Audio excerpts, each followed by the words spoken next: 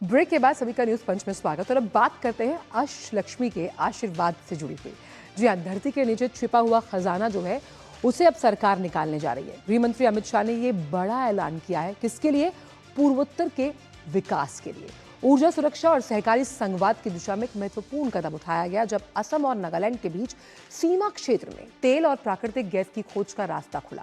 केंद्र सरकार की पहल पर दोनों राज्यों और पेट्रोलियम और प्राकृतिक गैस मंत्रालय के बीच एक ऐतिहासिक त्रिपक्षीय समझौता अब न केवल ऊर्जा क्षेत्र के लिए एक बड़ी उपलब्धि है, बल्कि ये वर्षों पुराने सीमा विवाद के समाधान की दिशा में एक सकारात्मक पहल के रूप में देखा जा रहा है। और ये छिपा हुआ खजाना कैसे इस ऐतिहासिक समझौते के बाद अब निर्भरता कम करता हुआ नजर आएगा दूसरे देशों पर। जब हम बात करते हैं ऑयल एंड गैस की, आइए अब विस्तार से ग्राफिक्स के जरिए इस पूरी खबर पर डालते हैं नजर। तो प्राकृतिक खजाने की खोज होगी और तेल नेचुरल गैस की खोज से उत्पादन का रास्ता कहीं ना कहीं साफ होता हुआ नजर आ रहा है। केंद्र सरकार ने असम नागालैंड के बीच एक ऐतिहासिक समझौता हुआ, जहां इस समझौते के तहत खनिज तेल खोज उत्पादन के संबंध में ये डील की गई है। और इस डील में केंद्रीय गृह मंत्री अमित शाह की अहम भूमिका रही, जहां उनकी मौजूदगी में ये एमओयू जो है वो साइन हुआ है। अब जो जमीन से निकाले जाने वाले दुर्लभ खनिज हैं जो प्रचुर मात्रा में मौजूद है, जब हम पूर्वोत्तर की बात करते हैं, और अब तेल को के खनन में कोई बाधा नहीं आएगी इस एमओयू की वजह से। और दोनों राज्यों के बीच जो सीमा विवाद था वो लगभग खत्म हो गया और कुछ तेल के क्षेत्रों को लेकर ये विवाद था। और अब इसकी वजह से जो राष्ट्रीय संपदा है उसका सही उपयोग देश की आर्थिक तरक्की के लिए हो पाएगा और 50-50 यानी रेशियो में इस आधार पर इस लाभ को शेयर किया जाएगा। इस ऐतिहासिक एमओयू के साइन के अवसर पर केंद्रीय गृह मंत्री अमित शाह और केंद्रीय पेट्रोलियम मंत्री हरदीप सिंह पुरी ने क्या कुछ कहा, पहले आपको वो सुनवाते हैं, फिर आगे चलेंगे। नागालैंड ने बताया कि ये 6 फील्ड के अलावे भी पूरे नागालैंड में ऑयल एक्सप्लोरेशन के लिए नागालैंड सरकार सहमत है। मैं बहुत बहुत धन्यवाद करना चाहता हूं नागालैंड के मुख्यमंत्री जी का। 1000 से 1500 बैरल प्रतिदिन की जो दोहन की हमारी क्षमता है उसको 10 गुना से ज्यादा हम बढ़ा पाएंगे। I am very sure that this will be a win-win not only for the state governments of Assam and Nagaland, but हमारी जो एनर्जी आत्मनिर्भरता जो माननीय प्रधानमंत्री जी ने रोड मैप रखा, उसने this will be a very important milestone. तो कैसे सेल्फ रिलायंस को हम आगे लेकर जाएंगे ऑयल एंड गैस सेक्टर में, क्योंकि इस पूरे एमओयू की अगर बात की जाए तो भारत की तरक्की का मार्ग खुलेगा। तेल पर जो आयात की निर्भरता है वो कम होगी, ऊर्जा सुरक्षा में लगातार बढ़ोतरी आएगी और पूर्वोत्तर में निवेश बढ़ने की उम्मीद है। दोनों राज्यों का आर्थिक विकास होगा, नागालैंड का भी और असम का भी। इसके साथ साथ रोजगार और आर्थिक गतिविधियों में वृद्धि देखने को मिलेगी, क्योंकि जो तमाम प्रचुर मात्रा में ये खनिज संसाधन मौजूद हैं, इसकी दोहन की क्षमता को बढ़ावा दिया जाएगा। अब इसमें ऊर्जा निवेश के साथ साथ समृद्धि का एक नया आर्थिक राजमार्ग हम कह सकते हैं वो बनता हुआ नजर आ रहा है।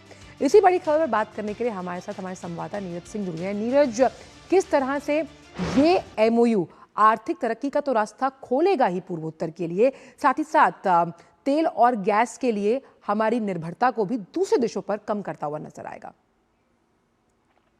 देखिए, बिल्कुल कम करेगा। आजकल आप देखें कि पूरे अगर हम पूर्वोत्तर की बात करें तो कई सारे क्षेत्र ऐसे हैं पूर्वोत्तर के अंदर जहां पर प्रचुर मात्रा में तेल भी मौजूद है, गैस भी मौजूद है और क्रिटिकल जो मिनरल्स हैं वो भी मौजूद हैं।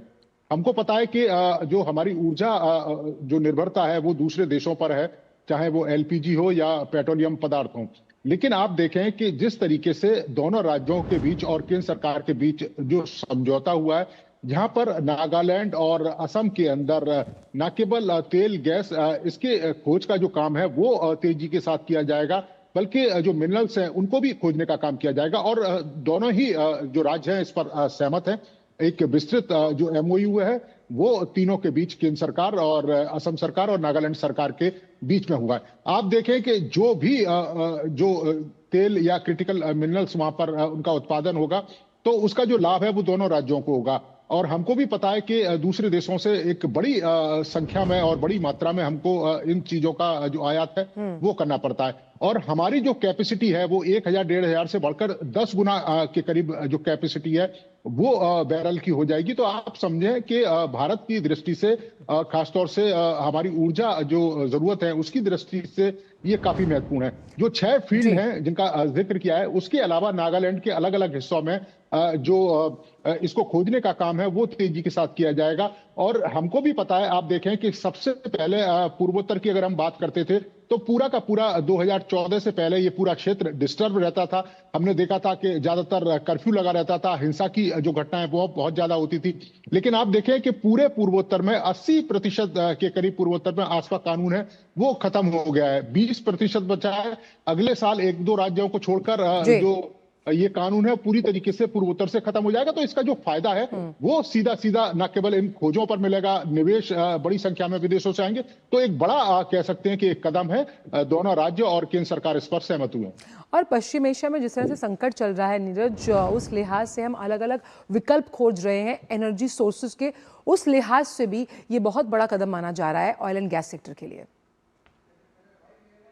बिल्कुल, और ये जरूरत भी है क्योंकि आप हम देख रहे हैं कि पहले जो रूस और यूक्रेन के बीच में जो लड़ाई हुई थी उससे भी हमारी कई सारी जो जरूरतें की चीजें थी वो डिस्टर्ब हुई थी। अब इजराइल और अमेरिका और इसके अलावा ईरान के बीच में जो युद्ध चल रहा है उसके बाद हमने देखा है कि हॉर्मुज से होकर बड़ी संख्या में जो गैस और जो हमारे पेट्रोलियम पदार्थ हैं वो आते हैं, वो डिस्टर्ब हुए हैं। जो तनाव है पूरे विश्व में बना हुआ है। तो निश्चित तौर पर भारत जो दूसरे विकल्प है उसके तौर पर अब तेजी से संभावना तलाश रहा है।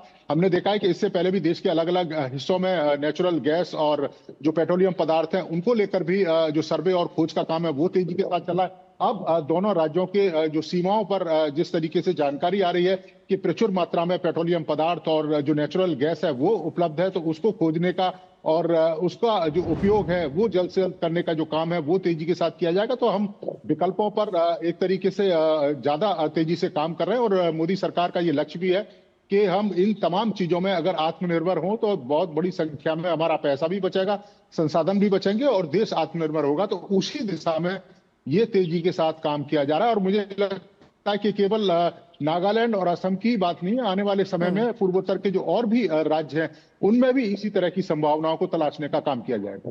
और बहुत ही संक्षिप्त में नीरज ये भी जानना चाहेंगे, क्योंकि यहाँ पर हम पूर्वोत्तर के आर्थिक विकास की बात तो कर ही रहे हैं, लेकिन इस एमओयू की वजह से रोजगार के अवसर भी जो तलाश रहे हैं वहाँ पर युवा, ये उनके लिए भी एक बेहतरीन विकल्प साबित होगा।